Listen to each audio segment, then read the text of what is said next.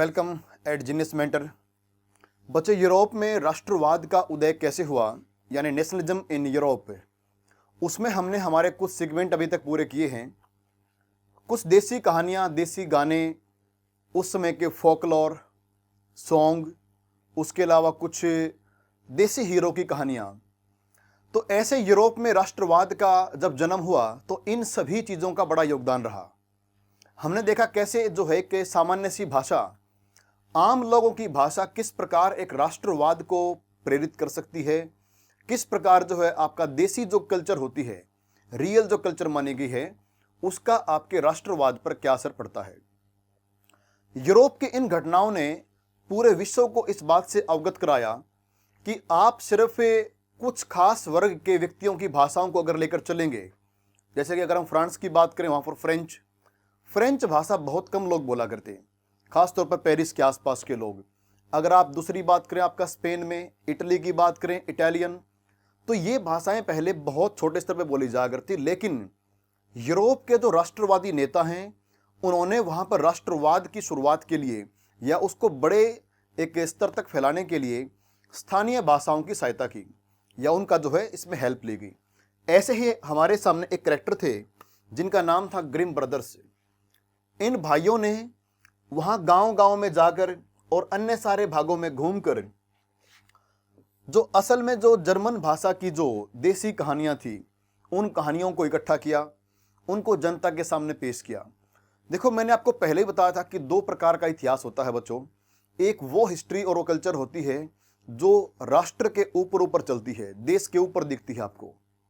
उसको आप अगर बाहर वाले कोई कंट्री के देश है, जो भी कंट्री है, वो उसको देखते कि भाई आपका इंडिया में क्या चल रहा है, आपके फ्रांस में क्या है। लेकिन एक कल्चर ऐसी होती है जिसको जो आम लोगों में रहती है और वो पूरे देश को प्रभावित करती है। लेकिन ऐसा नहीं है कि जो देश में ऊपर ऊपर जो आप बात जानते हैं बड़े स्तर पर, सिर्फ उसी की वैल्यू हो। आम लोग जिस भाषा में बोलना चाहते हैं, जब तक आप उस भाषा के अंदर बात नहीं करते, आपकी बातें एक बड़े स्तर पर नहीं पहुंच सकती। अगर मैं इस समय आपको सिर्फ और सिर्फ इंग्लिश में पढ़ाऊं, तो मुझे पता है कि इंग्लिश में पढ़ने वाले बच्चे जो हैं वो यहाँ पर कितने मिलेंगे। लेकिन यहाँ पर जो हिंदी भाषा को पढ़ने वाले हैं, और अगर दोनों को मिक्स कर दिया जाए, हिंदी प्लस इंग्लिश जो हमारा पैटर्न है, तो इससे बात जो है अधिक एक कहते कि दूरी तक पहुँचती है। इसके अलावा अगर मैं यहाँ पर कोई और भाषा का इस्तेमाल करूँ, कोई स्पेनिश या कोई और भाषा हम ले लें, तो उसको सुनने वाले बहुत कम मिलेंगे। तो जरूरी ये होता है कि जिस भाषा में श्रोता सुनना चाहते हैं, अगर उसी भाषा का इस्तेमाल किया जाए तो वो कम्युनिकेशन के लिए बेहतर होता है। तो इन लोगों ने क्या किया, राष्ट्रवाद के विचारों को फैलाने के लिए जो वहाँ की लोकल लैंग्वेज थी, अगर आप यहाँ की जर्मनी की बात करें तो उन्होंने क्या किया, जर्मन भाषा में जो देसी कहानियाँ थी उसका इस्तेमाल किया। तो ग्रिम ब्रदर्स ने इनकी एक पूरी बुक निकाली और इसको पब्लिश किया। फिर हमने देखा कि किस प्रकार यूरोप में जो क्रांति हुई, उस क्रांति की शुरुआत फ्रांस से हुई थी। 1830 की जो क्रांति थी, जुलाई 1830 में यूरोप में एक क्रांति की पूरी सीरीज आरंभ होती है। एक व्यक्ति थे एक इतिहास में जिनका नाम था मैटरनिक। मैटरनिक कहते हैं कि जब फ्रांस छींकता है तो ठंड पूरे यूरोप को लगती है। बिल्कुल सही बात थी, क्योंकि फ्रांस जो है उस समय इन क्रांतिकारी घटनाओं का गढ़ हुआ करता। जितने भी हमारे उस समय के मजदूर थे, किसान थे, इन सब को कई सारी समस्याओं का सामना करना पड़ा उस यूरोप में। और इस कारण वहाँ पर हर प्रकार का व्यक्ति, हर वर्ग उससे प्रभावित था। और इस कारण पूरे यूरोप में, न सिर्फ फ्रांस में बल्कि पूरे यूरोप में इन क्रांतिकारी घटनाओं का प्रसार हुआ। क्योंकि चाहे आप किसान को ले लें तो उनकी हालत खराब थी, या फिर आप मजदूर को ले लें, उनकी हालत खराब थी। तो ये सारी घटनाओं के लिए हंगर और जो हार्डशिप थी, एक जीवन जीने के लिए कितनी मुश्किलों का सामना करना पड़ता था, तो वे सारी बातें मिलकर एक क्रांति को रूप देती हैं। तो यहाँ तक तो हम पढ़ चुके हैं।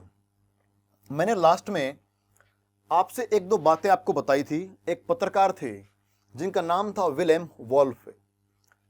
सिलेसियन विलेज जो था, ये गांव, इस गांव के जो लगभग व्यक्ति थे वो क्या काम करते थे, उनका काम हुआ करता कि वो कपड़े को बुनने का काम करते, यानी वो बुनकर हुआ करते। और इन बुनकरों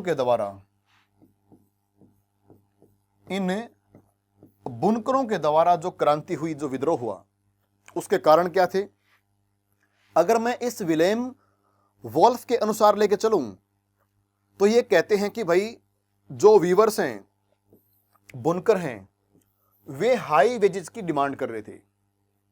इनका कहना है कि इन बुनकरों के विद्रोह का मुख्य कारण है कि इनको जो है वेतन या दिहाड़ी कम मिलती है और ये डिमांड कर रहे हैं कि इनको हाई वेजेस दिए जाएं। दूसरा, इनका कहना है कि बुनकरों के साथ ट्रीट अच्छे से नहीं करते, यानी इनके जो कॉन्ट्रैक्टर थे, जो ठेकेदार थे, ये ठेकेदार इन बुनकरों के साथ व्यवहार अच्छे से नहीं करते। तो विलेम महोदय का मानना है कि इन दो कारणों से इन मजदूरों के द्वारा, बल्कि इन बुनकरों के द्वारा क्रांति की गई। लेकिन हमें यहाँ पर जो है कुछ और बातों को देखना है कि क्या विलेम एक प्रकार से निष्पक्ष इन्होंने बयान दिया, फिर कोई और बात थी। देखो, मैंने आपको लास्ट में यहाँ पर छोड़ा था कि सिलेसियन वीवर्स से उनके ऊपर जो विलेम के जो विचार थे, क्या वो सही थे या हमारे नजरिए से वो क्या हो सकता है। सेकंड, हमारे सामने एक्टिविटी ये थी कि अगर आप खुद वीवर होते जिसने इस घटना को होते हुए देखा, तो आप उसके बारे में क्या लिखना चाहेंगे। चलो बारी बारी से इन दोनों के आंसर लेते हैं। सबसे पहला कि I have worked very hard to supply the woven cloth in time but received very little payment than what was agreed to by the contractor। ये कहता है कि भाई मैं जो है इसका गवाह हूं और मैं उस समय काम करता था। मेरा काम क्या था? I have worked very hard to supply the woven cloth in time। Contractor जो मुझसे कहता है कि आपको इस समय में हमें ये कपड़ा बुनकर देना है, तैयार कपड़ा करना है, तो उस कपड़े को तैयार करने के लिए मुझे बहुत मेहनत करनी पड़ती है। But received very little payment, इस पॉइंट को आप नोट कर लेंगे, मतलब इसको आप दिमाग में रखिए। असली मुद्दा है वेरी लिटिल पेमेंट।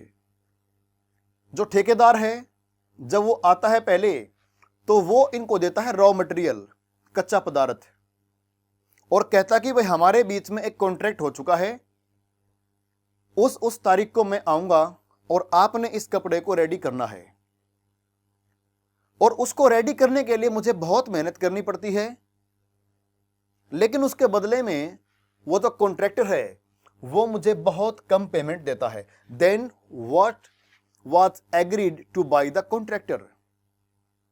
जब मुझे वो कॉन्ट्रैक्ट देने के लिए आया था, तो उसने मुझसे जो डील की थी उसके मुकाबले ये मुझे अब कम पैसे दे रहा है। Since other weavers had also got less payment on the afternoon of June, I went along with my partner and other weavers to the contractors house for asking for better wages for our weaving. ये कहते कि ये सिर्फ मेरे साथ नहीं हुआ है, मेरे साथ के जितने भी और सारे बुनकर हैं उन सब के साथ ये सेम घटना होती है, और इस बात से हम परेशान हो चुके हैं। अब मैं और मेरे जो पार्टनर हैं और साथ में हमारे जो और बुनकर हैं, उन सब ने 4 जून को हम यहां से निकले और हमने जाना था कॉन्ट्रैक्टर के घर की तरफ। हम वहां पर गए। हम इसलिए जा रहे थे ताकि हमारे साथ जो है हम बात करें कि बेटर वेजेज, हम उसकी डिमांड करने के लिए जा रहे थे।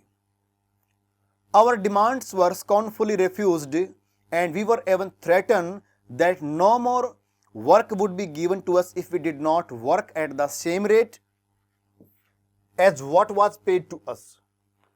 ये कहते हैं कि जब हम कॉन्ट्रैक्टर के पास गए तो हमारी डिमांड तो ये थी कि भाई हमारे जो दिहाड़ी है उसको आप बढ़ा दीजिए, वो कम पैसा मिलता है।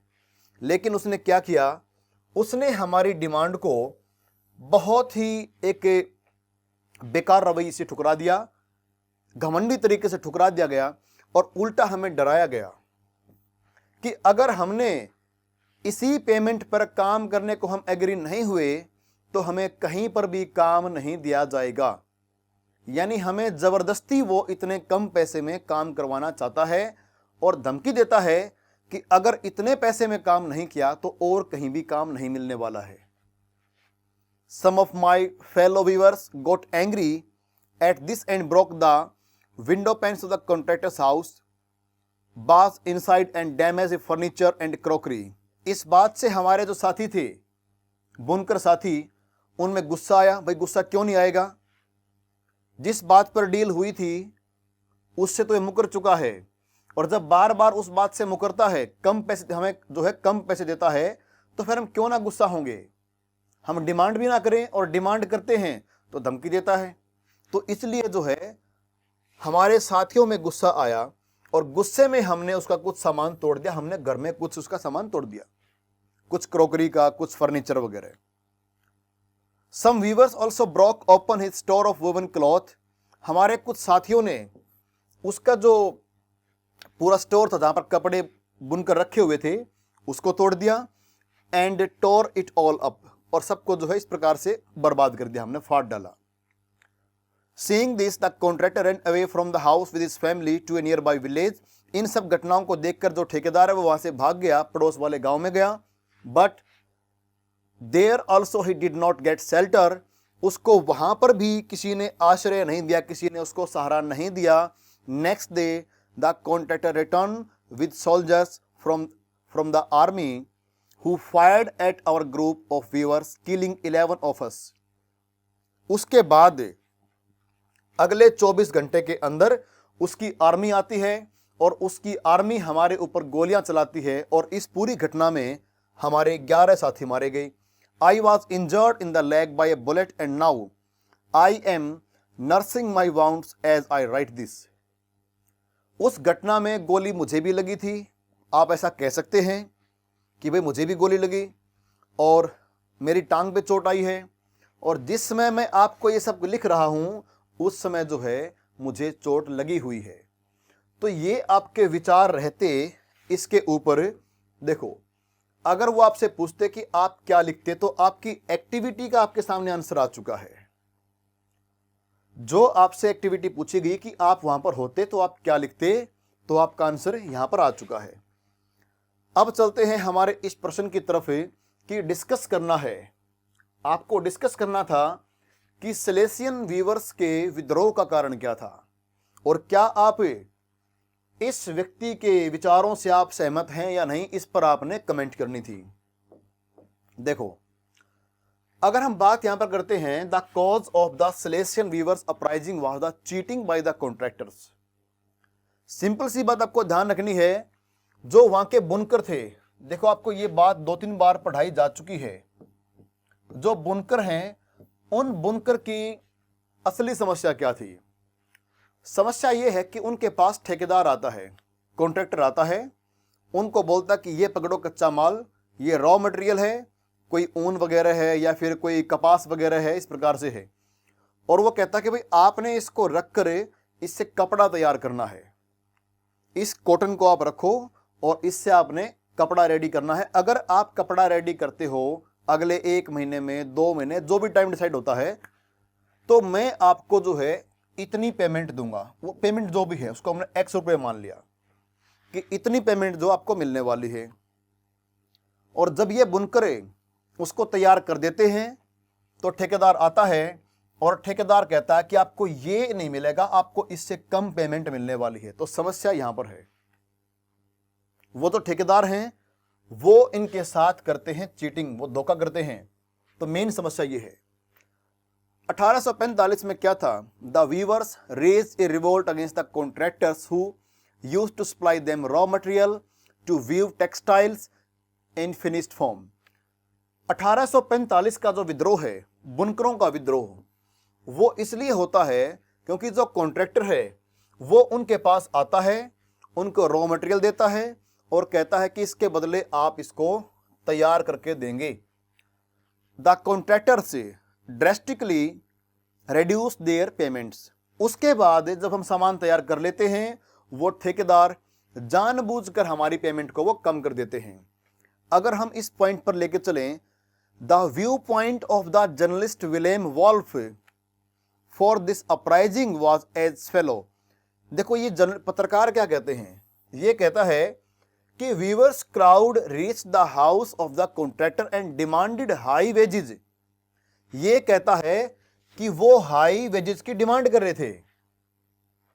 अब आप ध्यान दो, इसका कहना है कि वो अपनी दिहाड़ी को बढ़वाने की बात कह रहे हैं, जबकि सच्चाई ये है कि जिस बात पर डील होती थी वे उससे कम पेमेंट इनको देते थे।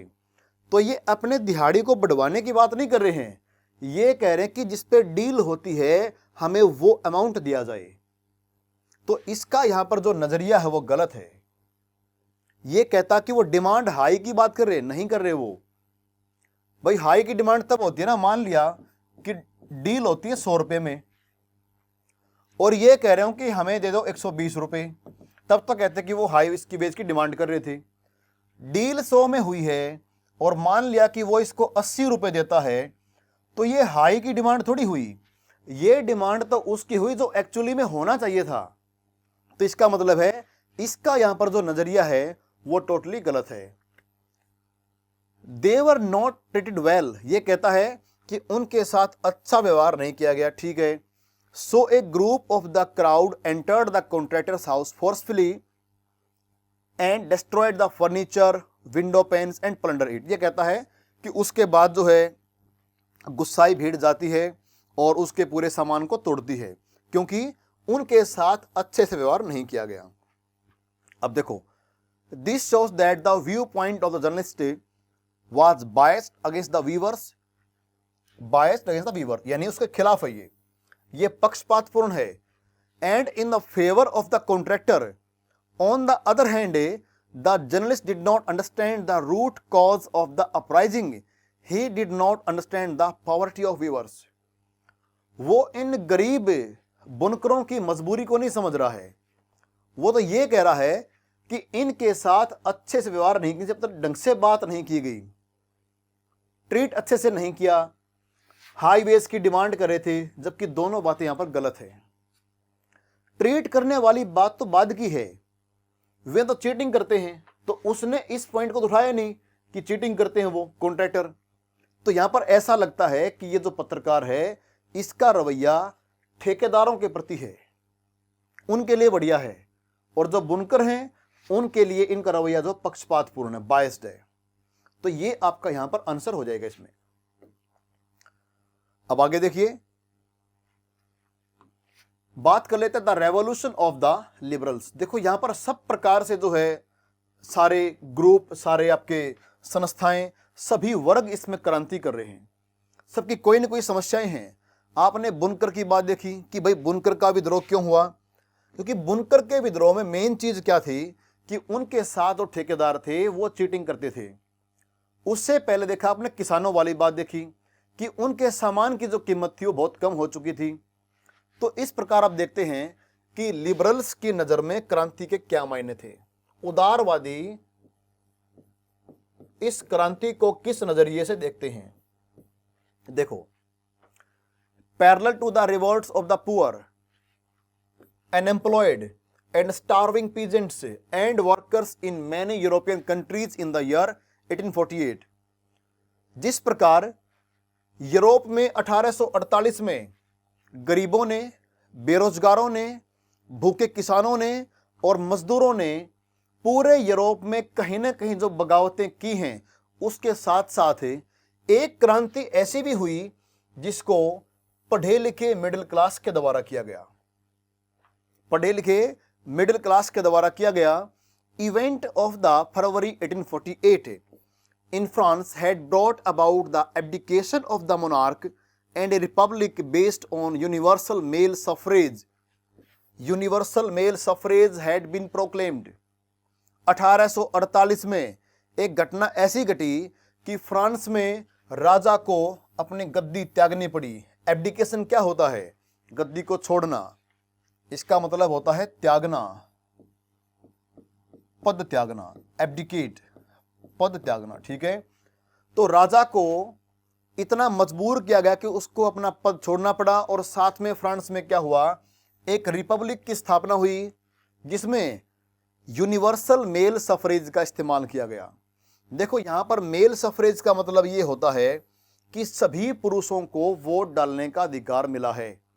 फिर वही बात यहां पर आती है कि इसमें महिलाओं को वोट का अधिकार नहीं है।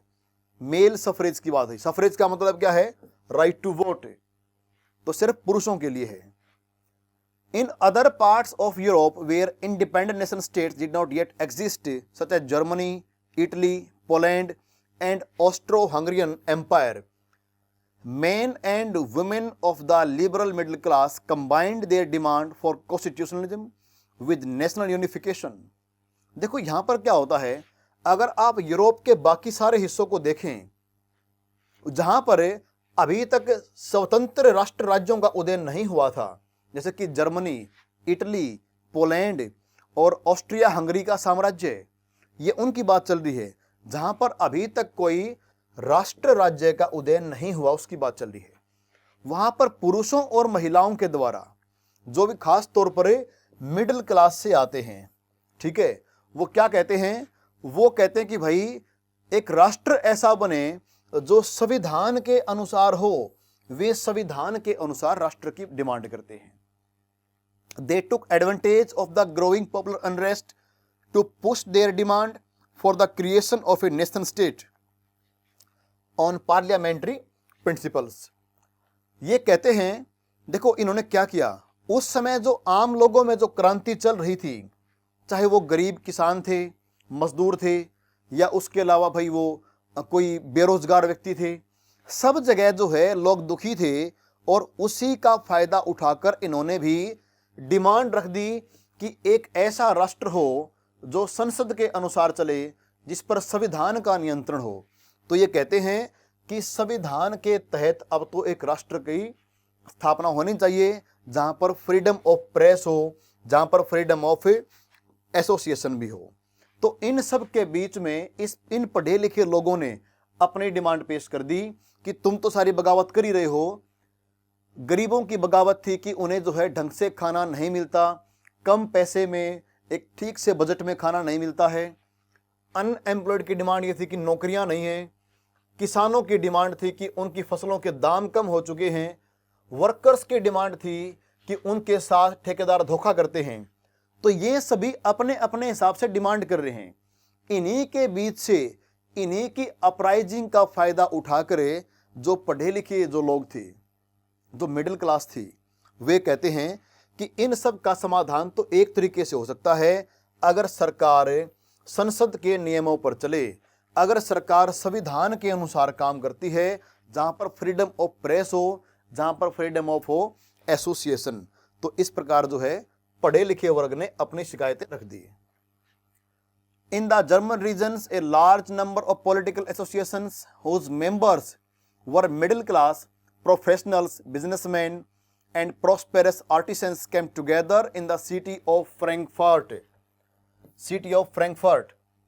and decided to vote for an all German National Assembly।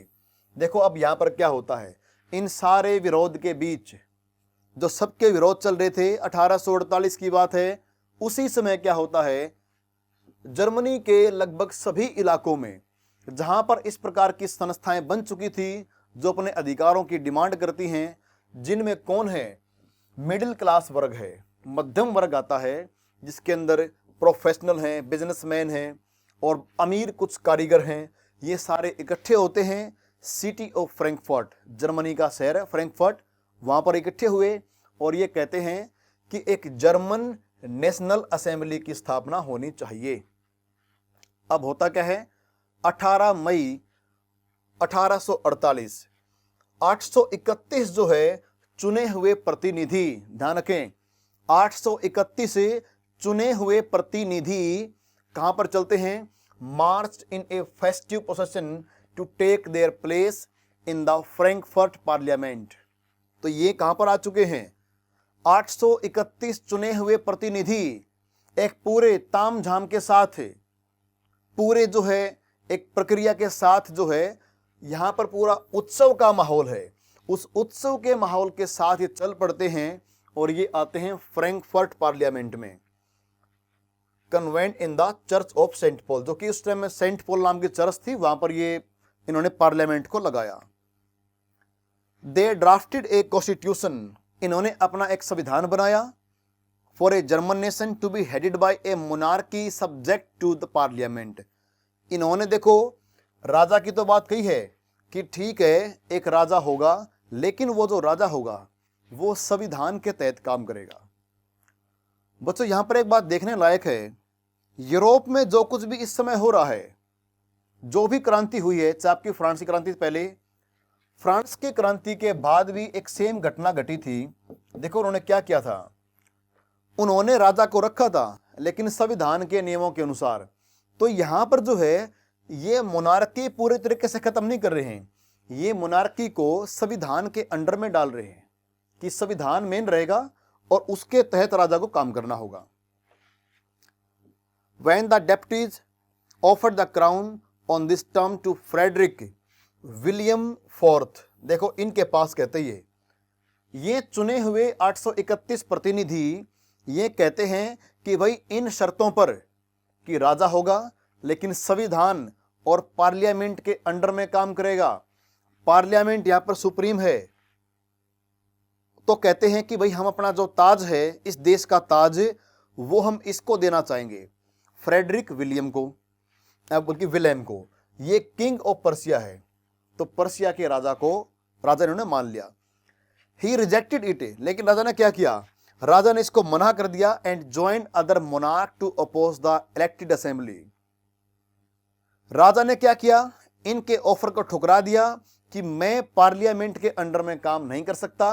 इसने इनको ठुकरा कर जो बाकी राजा हैं उनके साथ हाथ मिला लिया और इन्होंने किया इसका विरोध कि जो तुमने ये असेंबली बनाई है, जो तुमने ये पार्लियामेंट बनाई है, ये सारे राजा अब उसके खिलाफ हो चुके हैं।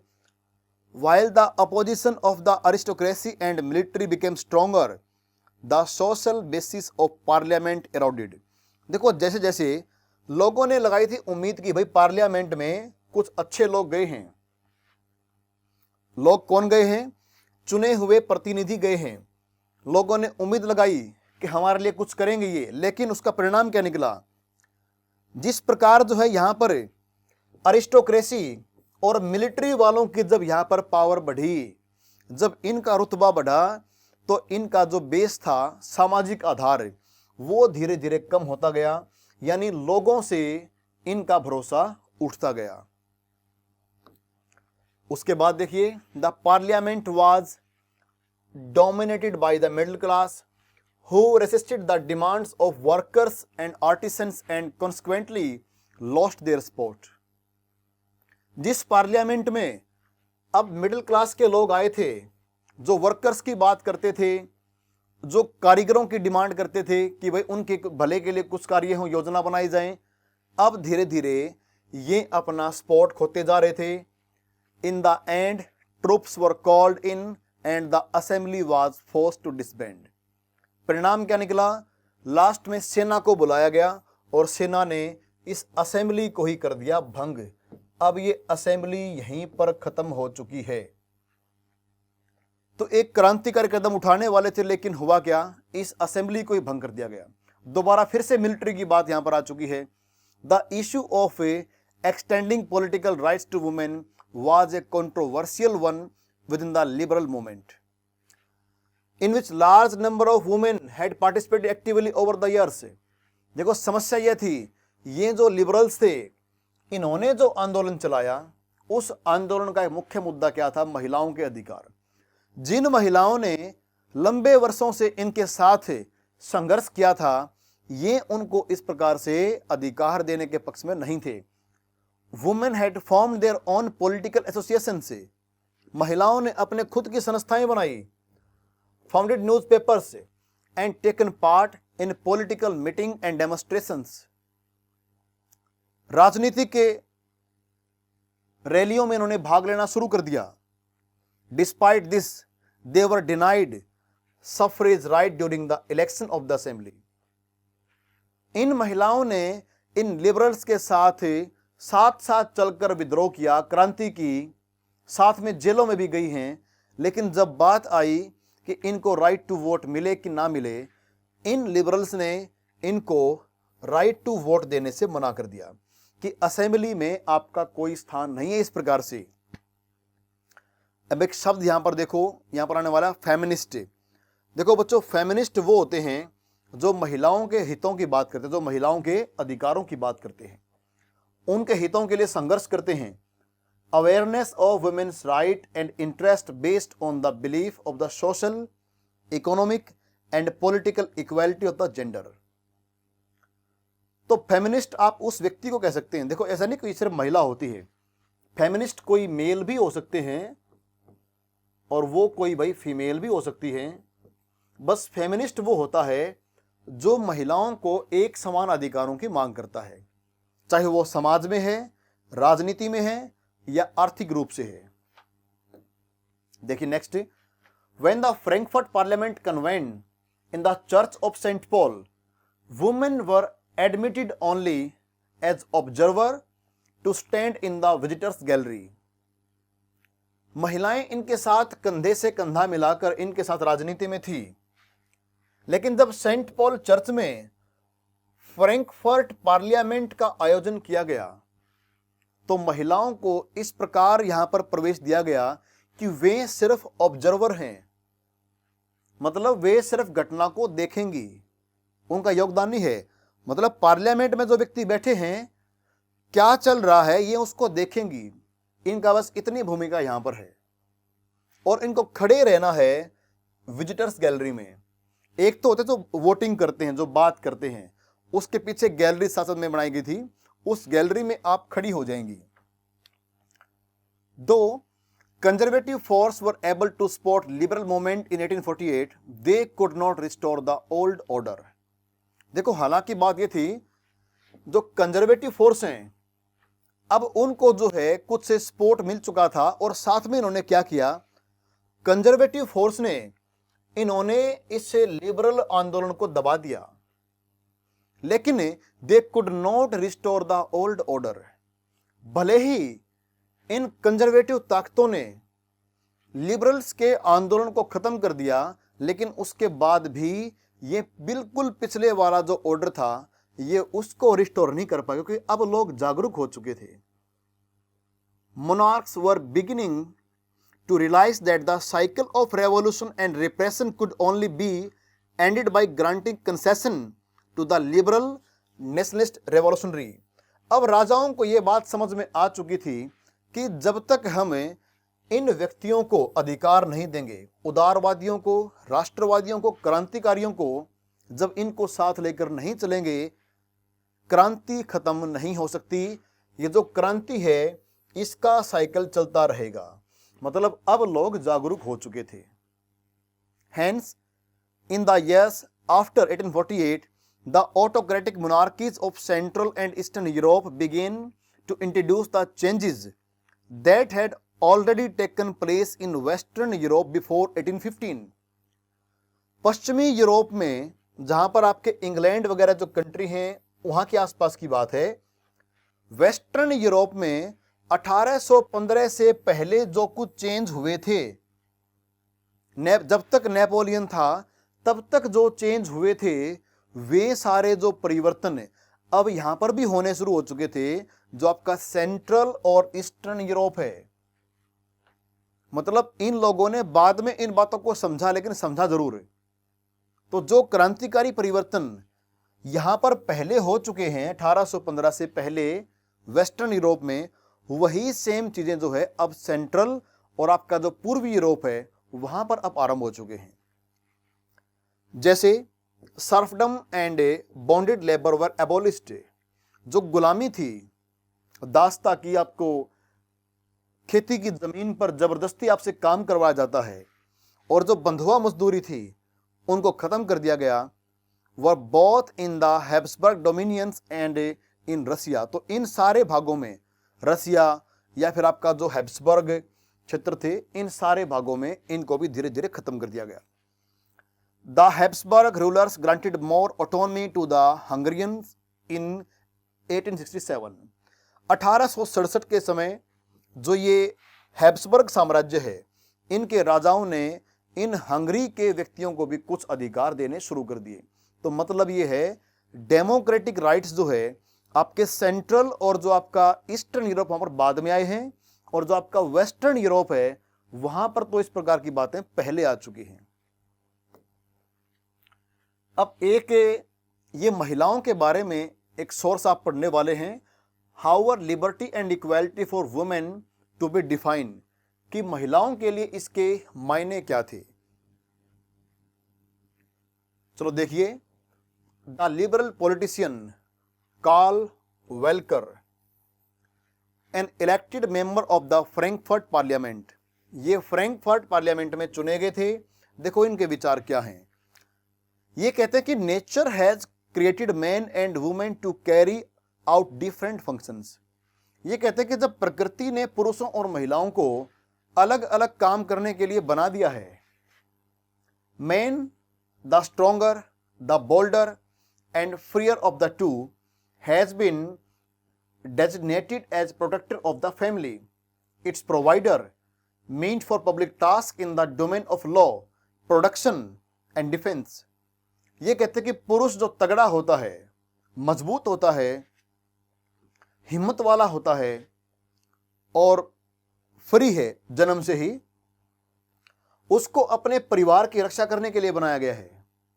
वो परिवार को सारी सुविधाएं उपलब्ध करवाता है, उसको पब्लिक वाले सारे काम करने होते हैं, घर के बाहर वाले सारे काम पुरुष को करने होते हैं, डिफेंस वगैरह रक्षा करनी होती है, उत्पादन या जो सब मतलब सब ये काम बाहर वाले पुरुष ने करने हैं। फिर ये कहते हैं कि महिला the weaker, dependent and timid requires the protection of man. ये कहते हैं कि महिला कमजोर होती है, पुरुष पर निर्भर होती है, उसको किसी न किसी सहारे की जरूरत पड़ती है, वो कायर होती है, उसको जो है पुरुष के संरक्षण की जरूरत है। तो ऐसा उस समय ये कह रहे हैं कार्ल वेल्कर, जो फ्रैंकफर्ट पार्लियामेंट में चुने गए थे। तो इनके विचार पुरुष और महिला के लिए इस प्रकार के हैं। फिर कहते हैं कि her sphere is the home, the care of the children, the nurturing of the family. इनके विचार ये हैं कि महिला को अपने घर में रहना है, घर की देखभाल करनी है, परिवार की बच्चों को पालना है और फैमिली को जो है ध्यान रखना है। ये महिला का काम ये बता रहे हैं। Do we require any further proof that given such differences equality between the sexes would only endanger harmony and destroy the dignity of the family. ये कहते हैं कि और सबूत क्या चाहिए, जब दो सबूत आपके सामने हैं कि महिला कमजोर है, पुरुष तगड़ा है, महिला डरपोक होती है, पुरुष बहादुर होता है। बोले कि जब ये प्रकृति ने बना ही दिया है तो और क्या चाहिए। फिर कहते हैं कि जब प्रकृति ने जो बनाया है, अगर आप उसके अलग जाकर इनको कुछ चेंज करते हैं तो क्या ये पूरे इस हार्मनी को, इस पूरे ढांचे को बर्बाद नहीं कर देगा। तो इनका मानना है कि अगर महिलाओं को पुरुषों के बराबर के अधिकार दे दिए तो फिर जो ये ढांचा बना हुआ है कि पुरुष बाहर काम करेगा, महिला घर में काम करेगी, फिर तो कहते हैं कि इस पर दिक्कत आने वाली है। तो इनका ये मानना है। आगे देखें, लुइस ओटो पीटर्स ये क्या बोलते हैं। Was a political activist who founded a women's journal and subsequently a feminist political association. देखो ये कौन थे, इन्होंने महिलाओं के हितों की बात करें, फेमिनिस्ट हैं। Let us ask how many man possessed by thoughts of living and dying for the sake of liberty would be prepared to fight for the freedom of the entire people of all human beings। ये कहते हैं कि चलो बताओ भाई ऐसे कितने आदमी हैं, how many men possessed by thought of living and dying for the sake of liberty, ऐसे कितने पुरुष हैं जो अपनी आज़ादी के लिए मरने को तैयार हैं, would be prepared to fight for the freedom of the entire people all human beings, कि ऐसे कितने पुरुष हैं जो पूरी मानवता की आजादी के लिए मरने को तैयार हो सकते हैं। When asked this question, they would all too easily respond with a yes, though their untiring efforts are intended to the benefit for only one half of humanity, men। ये बोलते कि हाँ उनका जवाब ठीक है, यस में आए, लेकिन गजब की बात तो यह कि वो सिर्फ है पुरुषों के लिए बात कर रहे हैं और जब आप सिर्फ पुरुषों के लिए बात करने का मतलब है कि आपने हाफ पॉपुलेशन की बात की। अगर आप पूरी मानव जाति को बचाना चाहते हैं, पूरी मानव जाति का भला करना चाहते हैं, और उस मानव जाति में आप केवल पुरुषों को चाहते कि ये फ्री रहें, इनको लिबर्टी मिले, इनको राइट मिले, तो इसका मतलब है कि आप उस मानव जाति की आधी जनसंख्या को चाह रहे हैं, और बाकी जो बच गए आधे वो कौन बचे? वह बची महिलाएं। But liberty is a indivisible. ये कहते हैं कि जो आजादी है वो तो भाई उसका बंटवारा तो नहीं हुआ, आजाद तो सबको रहने का हक है। Free man therefore must not tolerate to be surrounded by the unfree. तो फिर ये गजब की बात कहते हैं कि अगर पुरुषों को लिबर्टी पसंद है, अगर पुरुष को लिबर्टी पसंद है, तो पुरुष नहीं चाहेगा कि उसके आसपास कोई अनफ्री लोग घूमे। ये इनका एक कटाक्ष है, ये इसका एक कटाक्ष करते हैं, ताना मार रहे हैं। ये ताना मार कह रहे हैं कि जब पुरुष ये कहता है कि मुझे तो लिबर्टी पसंद है और पुरुष को लिबरेट होना चाहिए, और ये पूरी मानव जाति के लिए है, तो जब पूरी मानव जाति के लिए अगर लिबर्टी की बात है, तो लिबर्टी सिर्फ पुरुषों के लिए क्यों? तो पुरुष फिर अनफ्री जो लोग हैं उसके बीच में क्यों रहना चाहेगा? यहां पर अनफ्री कौन है? महिलाएं। तो ये थे an anonymous reader of the same newspaper sent the following letter. देखो उन्होंने इस प्रकार ये भेजा। अब ये एक गजब की बात ये रही कि यहां से जो है महिलाओं के लिए इन्होंने एक तर्कपूर्ण बात की है कि क्या होना चाहिए। अगर एक समुदाय को फ्री रहने का हक है तो दूसरे को क्यों नहीं? ये एक गुमनाम जो व्यक्ति, देखो उनका यहां पर लिखा हुआ था एनोनिमस रीडर। अब उनकी बात हम पढ़ने वाले हैं इसके बाद नीचे। It is indeed ridiculous and unreasonable to deny women political rights even though they enjoy the right of property which they make use of। ये कहते कि तो बिल्कुल एक मजाकिया सी बात है, एक बेतुकी बात है कि आप महिलाओं को पॉलिटिकल राइट देना नहीं चाहते जबकि उनके पास प्रॉपर्टी के राइट हैं। They perform functions and assume responsibilities without however getting the benefit that accrue to the men for the same। ये कहते कि तो बिल्कुल ही मजाकिया और एक बेतुकी बात है कि भाई आपने जो है उनको पॉलिटिकल राइट नहीं दिए लेकिन उनको प्रॉपर्टी के राइट दिए हुए हैं। वे सारे काम करती हैं, सारी जिम्मेदारियों को उठाती हैं,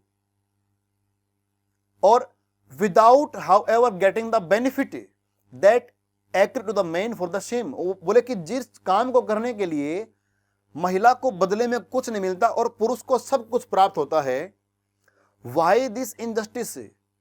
बोले कि ये इतना अन्याय क्यों? It is not a disgrace that even the stupidest cattle herder possesses the right to vote simply because he is a man.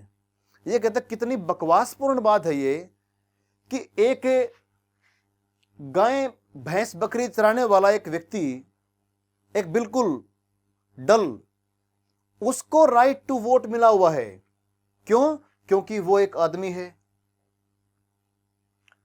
Whereas highly talented women owing considerable property are excluded from this right, even though they contribute so much to the maintenance of the state।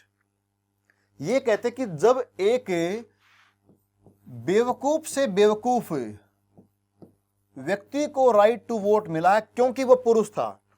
ये नहीं कह रहे कि सारे पुरुष ऐसे, वो कह रहे हैं कि बस पुरुष है इतना ही काफी है, कि वो मेन है इतना ही काफी है। फिर चाहे वो बेवकूफ क्यों ना हो, वो पशुओं को चराने वाला क्यों ना हो, उसको राइट टू वोट मिला हुआ है।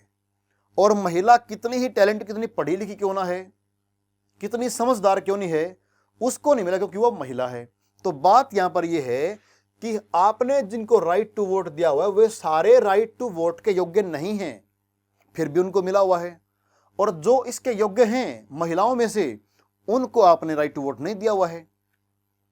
तो आपने जो है 3 यहां पर अलग अलग व्यक्तियों के विचार पढ़े। एक आपने पढ़ा, ये गुमनाम कोई व्यक्ति थे, एनोनिमस थे, इनका ये कहना है। उससे पहले आपने पढ़ा था लुइस ओटो पीटर्स के विचार की, ये क्या कह रहे थे। और एक आपने यहां पर पढ़े थे कार्ल वेल्कर के विचार। तो महिलाओं के बारे में आपने 3 प्रकार के थॉट पढ़े हैं। अब देखते हैं इन तीनों में से ज्यादा आप किसके प्रति जाना चाहेंगे। एक टास्क क्या पूछने वाले हैं, compare the position on the question of women's right voiced by the 3 writers suggest above, what do they reveal about liberal ideology. आपने तीनों व्यक्तियों के विचार पढ़े, अब यह बताना है what do they reveal about liberal ideology, कि उदारवादियों की जो विचारधारा है, विचारधारा कि उससे आप क्या समझते हैं। इन तीनों को पढ़ने के बाद आपके दिमाग में क्या आता है, ये आंसर बच्चे हम लेने वाले हैं नेक्स्ट लेक्चर में। तो तब तक के लिए नमस्कार।